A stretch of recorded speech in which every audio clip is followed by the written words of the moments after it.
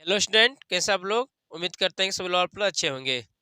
देखेंगे आप लोगों को क्लास 12th के केमिस्ट्री में बिलियन जो चैप्टर है उससे संबंधित कुछ बच्चों ने व्हाट्सएप पे कुछ प्रॉब्लम को भेजा है। वो प्रीवियस ईयर्स में आपसे प्रश्न को क्या किया गया है, पूछा गया है। तो उन प्रश्नों को हम लोग क्वेश्चंस को देखेंगे। ठीक है, क्या पूछा गया है? एक प्रश्न आपका कि असामान्य मोलर द्रव्यमान क्या है, और उससे रिलेटेड और उससे संबंधित आपका है एक प्रश्न भी है, आपके इंक्लूड है। ये जो आपके प्रश्न दिया गया है, ये आपके हाई लेवल कंपटीशन सवाल जैसे आईआईटी में पूछा गया है, आपका सवाल है ये। देखेंगे क्या है, पहले ये हम लोग समझेंगे असामान्य मोलर द्रव्यमान क्या है, उसके बाद ठीक है इस प्रॉब्लम को कैसे सॉल्व करेंगे, इस चीज को समझेंगे। दोनों मिला के एक क्वेश्चन 2 नंबर में पूछा गया है आपके। तो आप लोग सभी से ये उम्मीद है कि जिन जिन बच्चों को अगर डाउट है केमिस्ट्री मैथमेटिक्स में समझ नहीं आ रहा है, तो वह आप लोग वीडियो के कमेंट में भेज देंगे लिखकर, और या तो मेरे नंबर पर व्हाट्सअप कर सकते हैं, तो उन प्रॉब्लम को उन डाउट्स को क्लियर किया जाएगा। देखेंगे पहले हम लोग समझेंगे यहाँ से क्या असामान्य मोलर द्रव्यमान क्या है। क्या, तो एक टॉपिक से पहले आप लोग समझते हैं कि औसंग गुणधर्म। औसंग गुणधर्म आपको पढ़ाया गया है कि बताया गया था कि बिलियन के वे भौतिक गुण जो बिलियन के निश्चित आयतन में उपस्थित विलेय के कणों की संख्या या विलेय के मूल प्रभाव पर निर्भर करता है, बिलियन का औसंग गुणधर्म कहलाते हैं। आपको बताया गया था उसके अंदर कि जो बिलियन का औसंग गुणधर्म होता है वह विलेय के कणों की संरचना उसके संगठन पर निर्भर नहीं करता है। ठीक है, किस पर निर्भर करता है, तो बिलियन में उपस्थित विलेय के कणों की संख्या के समानुपाती होता है। और किस पर निर्भर करेगा, तो बिलियन में विलेय के कणों की संख्या पर, या आपका बिलियन में विलेय के मूल प्रभाव पर निर्भर करेगा। बिलियन का औसंग गुणधर्म, कोलगेटिव प्रॉपर्टी ऑफ सॉल्यूशन। ठीक है, तो उसी से रिलेटेड आपका असामान्य गुणधर्म। तो आपको बताया गया था कि बिलियन के औसंग गुणधर्म कितने होते हैं, तो 4 होते हैं। कौन कौन आपको बताया गया था, तो परासरण दाब फर्स्ट, दूसरा बताया गया था आपका वाष्प दाब का अवनमन, वाष्प दाब का वाष्प दाब का अवनमन, लोअरिंग इन वेपर प्रेशर है। थर्ड आपका क्या है कि क्वथनांक का उन्नयन, क्वथनांक का उन्नयन। और फोर्थ बताया गया था हिमांक का अवनमन, हिमांक का अवनमन, हिमांक का अवनमन। ये आपका 4 बताया गया था बिलियन का औसंग गुणधर्म में। एक बार फिर बता दूं कि बिलियन का औसंग गुणधर्म ने क्या बताया कि बिलियन के वे भौतिक गुणधर्म जो बिलियन के निश्चित मात्रा में उपस्थित विलेय के कणों की संख्या या विलेय के मूल प्रभाज के विलेय के मूल प्रभाज पर निर्भर करते हैं, विलयन के औसंग गुणधर्म कहलाते हैं। ठीक है, विलयन के औसंग गुणधर्म विलेय के कणों की संख्या या विलेय के कणों के संगठन पर निर्भर मतलब विलेय के कणों की संरचना, संरचना मतलब कैसे वह कण बना हुआ है, कैसे किस प्रकार से वह उसकी संरचना है, संगठन कंपोजिशन, इस बात पर निर्भर नहीं करता है। ठीक ना, संरचना संगठन, संरचना का और संगठन का मतलब समझ रहे हैं, संगठन का मतलब कैसे वो मिलकर बना हुआ है, किस प्रकार से वो मिलकर बना हुआ है, कैसे उसकी संरचना है, इस बात पे आपका निर्भर नहीं करता है। विलयन का औसंग गुणधर्म किस पर निर्भर करता है, तो विलेय के कणों की संख्या पर निर्भर करता है आपका, या विलेय के मूल प्रभाव पर निर्भर करता है। ठीक है, कौन कौन है आपका, तो पराशर दाब, वाष्प दाब का अवनमन, क्वथनांक का उन्नयन, हिमांक का अवनमन, ये विलयन के औसंग गुणधर्म है। देखेंगे प्रॉब्लम को आपको बोर्ड में देखेंगे अंसाल, तो आपसे पूछा भी गया है कि निम्न में बताइए कि कौन सा विलयन का औसंग गुणधर्म है, निम्न में कौन सा विलयन का औसंग गुणधर्म नहीं, ऐसे प्रश्न आपको पूछा गया है। तो इन चारों को याद रखेंगे आप लोग। एक बात और आपको बताया गया था कि विलयन के औसंग गुणधर्म होते हैं जो विलेय के कणों की संख्या के समानुपाती होता है। इसका मतलब अगर विलयन का कण, ठीक ना, विलयन में विलेय का जो कण है अगर अधिक होगा तो आपका विलयन का औसंग गुणधर्म होगा वह अधिक होगा, कम होगा तो विलयन का औसंग गुणधर्म आपका क्या होगा, कम होगा। ठीक है, इस चीज को आप लोग डिनोट जानते हैं, समझते हैं। क्या होता है कि विलयन का औसंग गुणधर्म विलेय के कणों की संख्या, विलेय के कणों की संख्या के समानुपाती होता है। मतलब अगर विलयन में विलेय के कणों की संख्या अधिक है, मतलब कण, कण का मतलब क्या हो सकता है, अणु आयन, कण का मतलब क्या हो सकता है, अणु आयन हो सकता है आपका। ठीक है, तो अगर अणु आयनों की संख्या अधिक आएगी तो इसका मतलब औसंग गुणधर्म अधिक होगा, कम होगी तो औसंग गुणधर्म कम होगा। उससे रिलेटेड आपका है आपका एक क्वेश्चन, जरा समझेंगे बात को यहाँ पे। और तो बताया गया था कि पराशर दाब, वाष्प दाब का अनुमान, क्वथनांक का उन्नयन, हिमांक का अनुमान, तो इन चीजों को बताया गया था निकालने के लिए। तो जो विद्युत अनपघट्य होते हैं, विद्युत अनपघट्य को आप जानते हैं ना, विद्युत अनपघट्य को जब विलयन के अंदर इसको डिजॉल्व करते हैं, घोलते हैं, तो वे अपने आयनों में नहीं टूटते हैं। तो इसका मतलब जितने पहले था विलयन के अंदर कण, उसको जब घोला गया तो उस कणों की संख्या में कोई परिवर्तन ही नहीं हुआ। तो इसका मतलब असंग गुणधर्म विलयन के अंदर घोलने पर विद्युत अनपघट्य को विलयन के अंदर घोलने पर भी, ठीक है ना, इसके कणों की संख्या में किस प्रकार का, विलयन के कणों की संख्या में किस प्रकार का परिवर्तन नहीं हुआ। किसको घोलने पर? तो विद्युत विद्युत अनपघट्य अनअपघट्य अपघट्य अनपघट्य विद्युत अनपघट्य को जब घोला जाता है इस विलयन के अंदर, ठीक है ना, तो इसके अंदर जो कणों की संख्या होती है उसके उसके कणों की संख्या में किस प्रकार परिवर्तन नहीं होता है। तो बात को समझना, यहाँ से समझेंगे जरा। संख्या में कोई परिवर्तन नहीं होता, इसका मतलब इस अब क्या होता है कि अब ये जो फॉर्मूला है आपका विलयन कर्षण गुणधर्म वाले जो फॉर्मूला है, इस फॉर्मूले से हम लोग जब पदार्थ का अणुभार निकालते हैं, तो ये जो पदार्थ का अणुभार आता है नियर अबाउट इसी के इक्वल टू आता है, जो पहले था उसी के नियर अबाउट आता है आपका। ठीक है, तो इस चीज को समझने का प्रयास करेंगे हम लोग। यहाँ से हमको समझना असामान्य मोलर द्रव्यमान क्या है, इस चीज को तो इसी से संबंधित है। मतलब क्या कि जब किसी कोई पदार्थ आपको कौन सा हो सकता है आपका, तो विद्युतघट्य हो सकता है, या जो पदार्थ विलयन के अंदर संगुणित होता है वो हो सकता है। मतलब क्या है कि किसी विलयन के अर्षण गुणधर्म से किसी पदार्थ का जो मोलर द्रव्यमान ज्ञात किया जाता है, वह मोलर द्रव्यमान, ठीक है ना, उस पदार्थ का असामान्य मोलर द्रव्यमान कहलाता है। और ये जो असामान्य मोलर द्रव्यमान है, यह सामान्य मोलर द्रव्यमान सैद्धांतिक मान से भिन्न होता है। ठीक ना, सैद्धांतिक मान से क्या होता है, भिन्न होता है। तो एक बार फिर बता दूं मैंने क्या है कि किसी बिलियन के अर्षण गुणधर्म से किसी पदार्थ के मोलर द्रव्यमान को ज्ञात करने पर जो द्रव्यमान आता है वह आपका असामान्य मोलर द्रव्यमान कहलाता है। और यह असामान्य मोलर द्रव्यमान, ठीक, असामान्य मोलर द्रव्यमान क्या होता है, तो यह असामान्य मोलर द्रव्यमान आपका, ठीक, सैद्धांतिक मान से, पदार्थ के सैद्धांतिक मोलर द्रव्यमान से भिन्न होता है। पदार्थ का जो सैद्धांतिक मोलर द्रव्यमान उससे क्या होता है आपका, भिन्न होता है। इस चीज को समझ लेंगे, मैंने बताया आपको। ठीक है, तो ये जो पदार्थ है क्या हो सकते हैं, तो जो पदार्थ विलयन के अंदर घोलेंगे तो विलयन के अंदर जाकर टूटेंगे विलयन के अंदर जाकर घोलने पर टूट रहे हैं, तो कौन हो सकता है, विद्युत अपघट्य हो सकता है, विद्युत अपघट्य। तो जो विद्युत अपघट्य को जैसे ही हम लोग क्या करते हैं, इसको डिजॉल्व करते हैं जल के अंदर, वाटर के अंदर घोलते हैं, मतलब जल के अंदर या किसी बिलाई के अंदर इसको घोलते हैं, घोल के विलयन बनाते हैं, तो ये विद्युतघट्य अपने आयनों में टूट जाते हैं। जब टूटेंगे तो आयनों की संख्या क्या आ जाएगी, परिवर्तन होगी, आयनों की संख्या बढ़ेगी, इससे मतलब कणों की संख्या में परिवर्तन होगा। जब कणों की संख्या में परिवर्तन होगा तो इसके फॉर्मूले से, जब अर्षण गुणधर्म वाले फॉर्मूले से इसका अणुभार निकालेंगे, तो अणुभार आपका क्या होगा, देखने में आता है कि प्राय विद्युतघट्यों का क्या होता है आपका, कम होता है।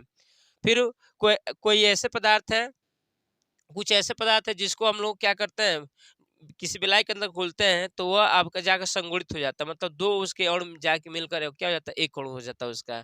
तो उस कंडीशन में भी उस पदार्थ का अणु संगुणधर्म से उसका मोलर द्रव्यमान निकालेंगे, तो वह मोलर द्रव्यमान, ठीक है ना, उस पदार्थ के मोलर द्रव्यमान से भिन्न आएगा, डिफरेंट आएगा। ठीक, तो आपको उम्मीद कर रहा हूँ कि मोलर द्रव्यमान अच्छी तरीके से समझ में आ रहा होगा। ठीक है ना, मैंने क्या होता है कि किसी बिलियन के अणुसंख्य गुणधर्म से, ठीक ना, ज्ञात मोलर द्रव्यमान, किसी पदार्थ का ज्ञात मोलर द्रव्यमान उस पदार्थ का सामान्य मोलर द्रव्यमान कहलाता है। और यह असामान्य मोलर द्रव्यमान, ठीक, पदार्थ के सैद्धांतिक मोलर द्रव्यमान से भिन्न होता है। उम्मीद कर रहा हूँ कि सभी लोगों को अच्छी तरीके से समझ में आ रहा होगा।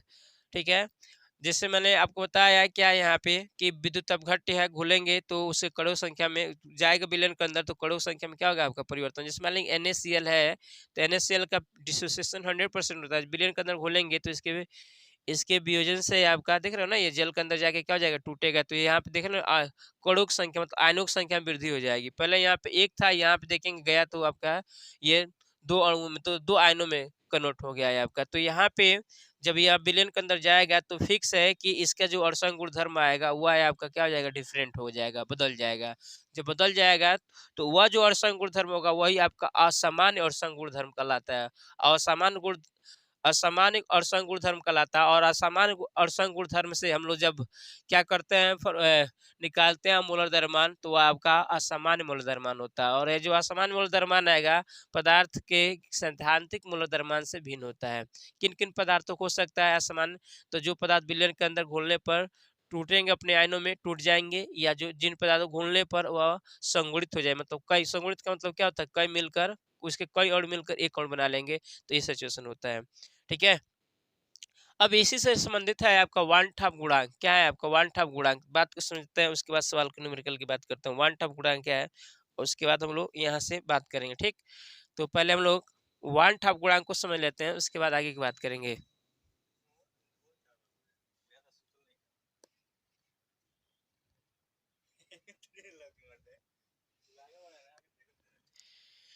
देखेंगे वन टॉप गुणांक। अब हम लोग क्या करते हैं, जैसे मान लेंगे कि यह पराशर दाब का फॉर्मूला वहाँ पे आप लोग लगता है pi equal to C R T. यह पराशर दाब का फॉर्मूला होता है, किसके लिए? विद्युत तनक घट के विलयन के लिए है। यह आपका P naught minus P S upon P naught equal to N small N upon small N plus capital N. ये क्या है आपका राउल्ट का नियम है।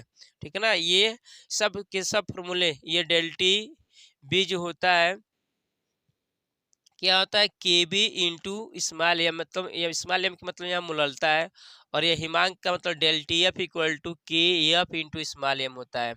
तो बात को समझेंगे, ये जो फॉर्मूले हैं, ये सब फॉर्मूले क्या इसके लिए हैं? तो विद्युत तनाव घट के विलयन के लिए फॉर्मूले दिए गए हैं। ठीक है ना। विद्युत तनाव घट के लिए दिए गए। विद्युत तनाव घट के लिए फॉर्मूला आपका अप्लाई किया जाता है, तो आपका निकल कर आता है। लेकिन इसी फॉर्मूले को जब विद्युत अपघट्ट या वे पदार्थ जिसको विलयन के अंदर घोलने पर संगुणित हो जाएंगे, या वे पदार्थ जिसको विलयन के अंदर घोलने पर अपने आयनों में टूट जाएंगे, उन विलयनों के लिए फॉर्मूला आपका लागू नहीं होता है। जब इन फॉर्मूले से, ठीक ना, लागू करेंगे, लागू करके और यहाँ से फॉर्मूले से हम लोग क्या करते हैं और भार निकालते हैं, तो वह डिफरेंट आना शुरू हो जाता है। मतलब और संग गुणधर्म क्या हो जाता है, बदल जाता है आपका। विद्युत तनाव घट या जो पदार्थ संगुणित होते हैं उनके लिए बदल जाता है। ठीक है। उम्मीद कर रहा हूँ कि सब लोग अच्छी तरीके से समझ में आ रहा होगा। अब देखेंगे, अब इसी फॉर्मूले को विद्युत अपघट्ट के विलयन के लिए कैसे लागू किया जाए, किस तरीके से अप्लाई किया जाए। तो इसी से हम लोग इस फॉर्मूले में लोग वन टॉप गुणांक को अगर इन समावेश कर देते हैं, इंक्लूड करते हैं, अगर इस फॉर्मूले में लोग वन टॉप गुणांक मतलब आई, वन टॉप गुणांक को कैसे दिखलाते हैं, आई आई को अगर हम लोग यहाँ पे इंट्रोड्यूस कर देते हैं, तो ये जो फॉर्मूला होता है, ये फॉर्मूला आपका विद्युत अपघट्ट, ये विद्युत अपघट्ट के विलयन के लिए, या जो पदार्थ विलयन के अंदर संगुणित होते हैं उसके लिए आपका लागू हो जाता है। ठीक है। आई के बी इंटू स्मॉल एम। आई क्या है आपका, तो वन टॉप गुणांक है। वन टॉप गुणांक, वन टॉप गुणांक है। स्मॉल एम का मतलब यहाँ पे मुललता है। आपको अच्छी तरीके से समझ में आ रहा होगा। ठीक है। तो अगर मैंने क्या बताया कि अगर इन फॉर्मूले में जो विद्युत तनवघट विलयन के लिए लागू थे, उस विद्युत तनवघट के लिए और संग गुणधर्म के जो समीकरण है, इन समीकरण में आई, आई क्या मतलब क्या, वन टॉप गुणांक का समावेश कर देते हैं, इंक्लूड कर देते हैं। तो ये जो फॉर्मूला आएगा, ये नया फॉर्मूला आएगा, यह फॉर्मूला आपका विद्युत अपघट्य और जो पदार्थ विलयन के अंदर संगुणित होते हैं उसके लिए क्या हो जाएगा, लागू हो जाएगा। ठीक है। इस चीज को समझेंगे। तो पहले हम समझते हैं आई क्या, वन टॉप गुणांक क्या है। आई वन टॉप गुणक, या इसी को हम लोग बोलेंगे वन टॉप गुणक, वन टॉप गुणक, या इसी को क्या कहेंगे हम लोग, आई। आई से दिखाएंगे वन टॉप गुणक को। क्या होता है यहाँ पे, तो इसका फॉर्मूला होता है क्या, कि वियोजन, वियोजन किसके लिए आएगा आपका, तो जो पदार्थ विलयन के अंदर क्या होंगे, घुलेंगे, मतलब अपने आयनों में टूटेंगे। ठीक है ना, मतलब विद्युत के लिए आएगा वियोजन या संगुणन, संगुणन, वियोजन या संगुणन। संगुणन का मतलब डिसोसिएट, कई अणु मिलकर एक हो जाएगा, कई अणु को मिलकर हो जाना, एक हो जाना, ये संगुणन का प्रोसेस है। और एक अणु का कई आयनों में टूट जाना, ये आपका वियोजन का मतलब है। तो वियोजन या संगुणन के उपरांत, वियोजन या संगुणन के उपरांत कणों की संख्या, कणों की संख्या, कण का मतलब क्या हो सकता है, अणु या आयन हो सकता है, अपान वियोजन या संगुणन के पूर्व, वियोजन या संगुणन के पूर्व कणों की संख्या, कणों की संख्या। ये फॉर्मूला, इस फॉर्मूले को हम लोग अप्लाई यहाँ पे करेंगे। कई इसके है फॉर्मूले, तो इस फॉर्मूले को अप्लाई करके सवाल को लगाएंगे। वन टॉप गुणांक, वन टॉप गुणांक क्या हमने बताया, कि वियोजन या संगुणन के उपरांत कणों की संख्या अपन वियोजन या संगुणन के पूर्व कणों की संख्या के अनुपात को ही हम लोग क्या कहेंगे, तो वन हाफ गुणांक करेंगे। वन हाफ गुणांक कैसे दिखाएंगे हम लोग, आई से दिखाएंगे। जैसे मान लेंगे कि आपका अगर मान लेंगे कि NaCl बिलियन, एक बात और समझेंगे, जो विद्युत अनपघट्य होता है, विद्युत अनपघट्य का मतलब क्या होगा कि विद्युत अनपघट्य का मतलब ये कि वे पदार्थ जो इसको घोलने पर वो विलयन के अंदर अपने आयनों में नहीं टूटेंगे। विद्युत अनपघट्य के लिए आई की जो वैल्यू होती है, आई वन हाफ गुणांक की जो वैल्यू होती है 1 होती है। ठीक है, जो पदार्थ विलयन के अंदर जो पदार्थ विलयन में आयनित हो जाते हैं आयनित हो जाते हैं उनके लिए आई की जो वैल्यू होती है ग्रेटर देन 1 होती है। और जो पदार्थ विलयन में संगुणित हो जाते हैं डिसोसिएट हो जाते हैं उनके लिए आई की वैल्यू लेस देन 1 होती है। लेस देन क्या होती है आपकी, 1 होती है। तो इस चीज को समझेंगे, देखेंगे आपको यहाँ से एग्जांपल, जैसे मान लेंगे आपका यहाँ से कि यह K2SO4 है। अब इसको जल के अंदर घोल लेंगे तो मान लीजिए पूर्ण रूप से अपने आयन में टूट गया है, तो टूटेगा तो 2K प्लस प्लस आपका SO4 पे 2 नेगेटिव आयन देगा ये आपका। तो देखेंगे टूटा तो आपका 2 और ये 3 आयन मिला, टूटने के बाद कितने आपका 2 और 1 3 मिल रहा है, और टूटने के पहले कितना था आपका 1 था। तो इसका मतलब ये फॉर्मूला अप्लाई होगा ना यहाँ पे कि वियोजन या संगुणन के उपरांत कणों की संख्या, तो वियोजन या संगुणन के उपरांत कणों की संख्या कुल कितनी हो गई आपकी, तो 2 और 1 या 2 आने इसका है और 1 आने है, तो कुल कितने कण होंगे, 2 1 और ये 1 यह 2 1 3 हो गया। और वियोजन से पूर्व कणों की संख्या कितना था आपका, 1 कण था, इसका 1 ही और था ना यहाँ पे बैलेंस करने तो 1 कण था, 1 टूटा था आपका। इसके लिए मतलब आई की वैल्यू कितनी हो जाएगी आपकी 3.1 हो गए। कब माना गया है, ये माना गया है कि बिलियन के अंदर पूर्ण रूप से, बिलियन के अंदर ये पूर्ण रूप से क्या हो गया आपका, होलली आपका टूट गया तभी आपका निकल के आएगा यह। ठीक है, बात करते हैं जैसे बेंजोइक, जैसे मान लेंगे एस्टिक एसिड है आपका, एस्टिक एसिड CH3COOH है। जब इसको हम लोग बेंजीन के अंदर घोलते हैं, तो इसका 2 अणु मिलकर एक हो जाता है। ठीक है ना, 2 अणु मिलकर वो एक हो जाता है। जैसे मान लेंगे कि यहाँ पे जैसे मान लेंगे कि यहाँ से क्या CH3 डायमर हो जाता है, या डायमर के रूप में तृतीय कण के रूप में हो जाता है। ये जाता है तो CH3COOH का होल ट्वाइस एक कण हो गया है आपका। इसका 2 अणु मिलकर यहाँ देखेंगे, इसका 2 अणु है और यहाँ पे कितना दिखाई दिया, एक द्वितीय के रूप में एक अणु के रूप में हो गया। किसमें घोलने पर, तो बेंजीन में घोलने पर। किसमें घोलने पर आपका, बेंजीन में घोलने पर।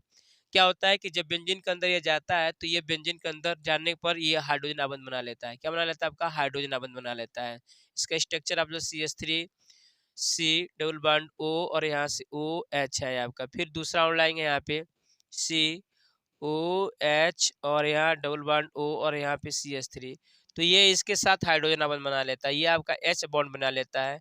तो H बॉन्ड बना लेता है, इसलिए यह 2 मिलकर एक अणु हो गया। 2 मिलकर कितना अणु बना लिया, एक अणु को फॉर्म कर लिया। तो वियोजन के बाद कितना हो गया यह, तो 2 मिलकर एक हुआ, और पहले कितना था आपका, 2 था। तो इसका मतलब इसके लिए 1 था गुणा निकालेंगे तो कितनी की वैल्यू, इसके लिए कितनी इसकी वैल्यू आएगी, तो 0.5 आएगी। तो उम्मीद कर रहा हूँ कि सभी लोग को अच्छी तरीके से समझ में आया होगा। ठीक है ना, 1 था गुणांक कैसे निकालेंगे हम लोग। ठीक है, अब देखेंगे ये जो सवाल पूछा गया है बोर्ड में, वेरी इंपॉर्टेंट सवाल है, IIT में भी आपसे पूछा जाता है, नेट JRF में। तो बात को समझते हैं कैसे इसको सॉल्व करेंगे। क्या कर रहा है कि 80% वियोजन होने वाले कैल्शियम कार्बोनेट विलयन के लिए 1 हाफ गुणा की गणना कीजिए। तो कैसे इसको सॉल्व करेंगे, इस चीज को समझेंगे हम लोग। ठीक है ना, कैसे निकालेंगे। उम्मीद कर रहा हूँ कि ये सारा चीज आपको 1 हाफ गुणांक ये सब आप लोग को अच्छी तरीके से समझ आ रहा होगा। 1 हाफ गुणांक मैंने बता दिया, अब सामान्य मोलर द्रव्यमान बता दिया, ये सब बता दिया। एक बार रिवाइज कर दूं, सामान्य मोलर द्रव्यमान क्या होता है कि किसी बिलियन के अवसांक गुणधर्म से ज्ञात किसी बिलियन के अवसांक गुणधर्म से किसी पदार्थ का ज्ञात मोलर द्रव्यमान उस पदार्थ का असामान्य मोलर द्रव्यमान कहलाता है। असामान्य मोलर द्रव्यमान, ठीक है ना, उसके पदार्थ के सैद्धांतिक मोलर द्रव्यमान से भिन्न होता है। ठीक है, और मैंने आपको बताया कि क्यों होता है या इसके अंदर क्यों क्यों ये आपका डिफरेंट होता है। तो सारा चीज आपका अवसांक गुणधर्म से संबंधित है, वो सारा चीज को मैंने डिनोट किया। पेपर में केवल आपसे ये पूछा था, इसलिए मैंने इस चीज की बात कर रहे हैं। ठीक है, अब ये पदार्थ है तो इसके लिए 1 हाफ गुणांक कुल निकालेंगे। तो फॉर्मूला आपका यही रहेगा, क्या है कि क्या रहेगा आपका कि वन टॉप गुणांक इक्वल टू वियोजन या स्वगुणन के उपरांत कणों की संख्या अपन वियोजन या स्वगुणन के पूर्व कणों की संख्या। तो यहाँ से समझेंगे हम लोग कैसा इसको सॉल्व करेंगे। तो देखेंगे कि ये आपका कैल्शियम कार्बोनेट है Ca, और आपका क्या है NO3 का ट्वाइस है। ये इसको अंदर बिलियन के अंदर घोलेंगे या तो इसका 100% डिसोसिएशन नहीं होता, 80% डिसोसिएशन हो रहा है। तो बात को समझेंगे, 80% ये टूट रहा है, कैसे टूटेगा आपको जानते हो ना, इसकी संयोजकता यहाँ पे है।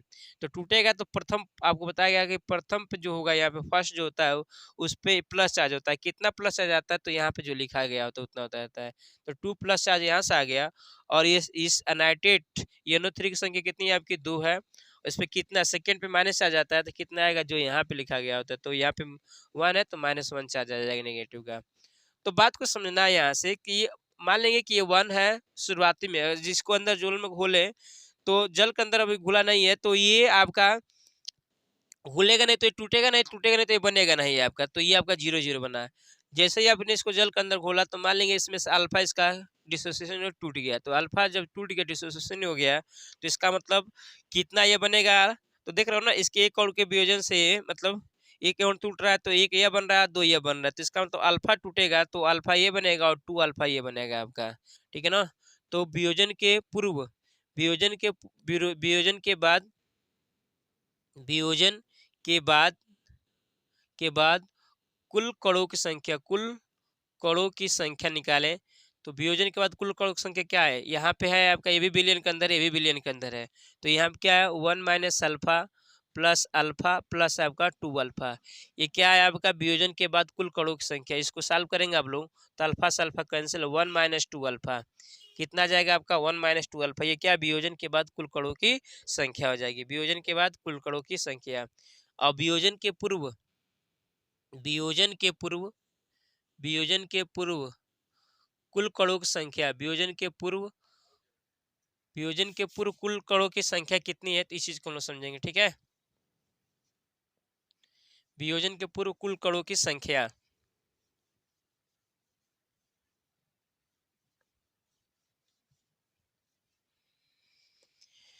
वियोजन के पूर्व कुल कणों की संख्या देखें यहां से। तो वियोजन के पूर्व, वियोजन के पूर्व कुल कणों की संख्या, कुल कणों की संख्या। तो वियोजन के पूर्व कुल कणों की संख्या कितनी थे, यहाँ पे देख रहे हो ना कितना है आपका, एक है। जब वियोजित नहीं हुआ तो एक है आपका, तो इसलिए 1/2 गुणांक आई निकालेंगे आप लोग। तो क्या है फॉर्मूला, तो 1 माइनस 2 अल्फा, 1 माइनस 2 अल्फा वियोजन के बाद कुल कणों की संख्या अपान वियोजन से पूर्व कणों की संख्या कितनी है 1। तो I equal to 1 minus 2 alpha. Alpha कितना डिसोसिएट हो रहा है आपका, वियोजित हो रहा है ना यहाँ पे। तो 80%, 80% का मतलब अल्फा का मतलब 80% को बदलेंगे तो 1/100 से यहाँ मल्टीप्लाई कर देंगे, इससे कैंसिल का मतलब क्या 0.8 हो गया, 0.8। तो आई इक्वल टू निकालेंगे तो 1 माइनस 2 इंटू क्या आ जाएगा आपका 2 इंटू 0.8 हो जाएगा आपका। इस चीज को समझेंगे, आप देखेंगे 1 प्लस हो जाएगा, यहाँ पे 1 प्लस 2 अल्फा है, 1 प्लस क्या है आपका 2 अल्फा है। इस चीज को सुधार लेंगे यहाँ से, या जोड़ेंगे तो 1 माइनस अल्फा, अल्फा से अल्फा तो 1 प्लस 2 अल्फा हो जाएगा, 1 प्लस 2 अल्फा यहाँ पे होगा, ठीक है। तो यहाँ से जब सॉल्व करेंगे तो आई इक्वल टू इसको हल कर देंगे तो 1 प्लस इसको हल करेंगे तो 8 दूनी 16 1.6 आएगा आपका। तो आई इक्वल टू निकालेंगे तो 2.6 हो जाएगा। तो इसके लिए जो ये सवाल दिया गया था इसका आंसर क्या आपका आया 2.6। वन टॉप गुणक इसके लिए क्या आ गया आपका 2.6। एक बार फिर बता दूं वन टॉप गुणक कैसे निकाला आपने, तो कैसे फाइंड किया आपने। तो ये वन टॉप का फॉर्मूला है क्या वियोजन या संगुणन के उपरांत कुल कणों की संख्या अपॉन वियोजन या संगुणन के पूर्व कुल कणों की संख्या। सवाल क्या पूछा गया था कि वियोजन 80% वियोजित होने वाले कैल्शियम, कैल्शियम नाइट्रेट के लिए बिलियन के लिए 1/2 गुणक की गणना कीजिए। तो आपको बताया गया क्या कि ये मान लें कैल्शियम कार्बोनेट बिलियन के अंदर घोलेंगे इसको, तो तोड़ने पे कैसे टूटेगा आपका बिलियन का, किस कैल्शियम, कैल्शियम पे कितना चार्ज है यहाँ पे आएगा 2 प्लस का, और यहाँ पे इसकी संख्या कितनी नाइट्रेट यानी कि 2 2 यहाँ पे लिखा गया 2 2, और इस पे सेकेंड है तो माइनस चार्ज आएगा, कितना माइनस चार्ज आएगा तो इसकी बैलेंस यहाँ पे है तो यहाँ पे माइनस का 1 का चार्ज आएगा। तो बिलियन का जब ये घुला नहीं होगा तो एक अणु होगा, तो इसका मतलब घुला नहीं होगा तो इसका मतलब ये टूटेगा नहीं तो 0 0 बना हुआ। जैसे इसको घोलेंगे तो ये टूटेगा, तो मान लेंगे अल्फा टूट गया, अल्फा टूट गया तो ये अल्फा टूटा यहाँ से तो मतलब इसमें से अल्फा निकला है तो एक के टूटने से एक ये बन रहा है तो अल्फा टूटने से अल्फा ये बनेगा और एक के टूटने से दो ये बन रहा है तो अल्फा के टूटने से दो अल्फा ये बन जाएगा आपका। अब ये क्या है तो वियोजन के उपरांत कुल कणों की संख्या में बिलियन में ये भी है ये भी है ये भी है तो बिलियन के अंदर कुल कणों की संख्या निकल के आ गया तो कितना निकल के आ गया 1 - अल्फा + 2 अल्फा आ गया। इसको जब हल करेंगे तो 1 + 2 अल्फा हो जाएगा। फिर वियोजन के पूर्व कुल कणों की संख्या कितनी थी आपके पास तो एक थी। कितनी थी आपकी एक थी। अब हम क्या करेंगे इसके लिए 1/2 गुणांक निकालेंगे आई तो 1/2 गुणांक आई निकालेंगे तो क्या होगा आपका फॉर्मूला अप्लाई करेंगे वियोजन या संगुणन के उपरांत कुल कणों की संख्या 1 + 2 अल्फा अपान वियोजन या संगुणन से पूर्व कणों की संख्या कितना था आपका 1 था। अब यहाँ से देखेंगे 1 + 2 अल्फा अल्फा कितना दे रहा है कितना डिसोसिएट हो रहा है आपको 80%। 80% का मतलब क्या आपने 100 लिया तो उसमें से 80 निकल जा रहा है तो 80% का मतलब क्या है आप जाए परसेंट का मतलब आप किसी को बोल देंगे तो अल्फा का मतलब क्या आ जाएगा 0.8 आ जाएगा अल्फा 0.8 आपका डिसोसिएट हुआ। कैसे आपको बदला मैंने बता दिया तो इसको हल करेंगे तो वो आपका 2.6 मतलब इसके लिए आई की वैल्यू कितनी आ जाएगी आपकी 2.6 आ जाएगी। ठीक है तो उम्मीद कर रहा हूँ ये दोनों टॉपिक्स आपको अच्छी तरीके से समझ में आया होगा असामान्य मूलर द्रव्यमान और ये आपका ठीक है ठीक आप लोग कैसे सॉल्व करेंगे इस तरीके के प्रश्न एक और प्रश्न है तो कल इसको सॉल्व किया जाएगा बताया जाएगा तब तक के लिए आप लोग इस चैनल को सब्सक्राइब करते रहिए शेयर करते रहिए लाइक करते रहिए मैथमेटिक्स प्रॉब्लम और आपका केमिस्ट्री के प्रॉब्लम जो भी प्रॉब्लम डाउट वाले हैं सब आपको इस में क्या करना है आपको वीडियो के लिंक में आप लोग वीडियो के अंत में कमेंट के बॉक्स में लिख कर दे देना है या मेरे व्हाट्सअप नंबर पे जो मुझे जान रहा है मेरे व्हाट्सअप नंबर दे देना है आपको वो डाउट क्लियर कर दिया जाएगा। ठीक है अगर ये टॉपिक समझ में आ रहा हो तो आप लोग क्या करेंगे लाइक सब्सक्राइब जरूर करेंगे। आया है समझ में तो लिखेंगे आया है नहीं आया तो बताएंगे कि नहीं आया तो फिर मॉडिफाई करके बनाया जाएगा। ओके धन्यवाद।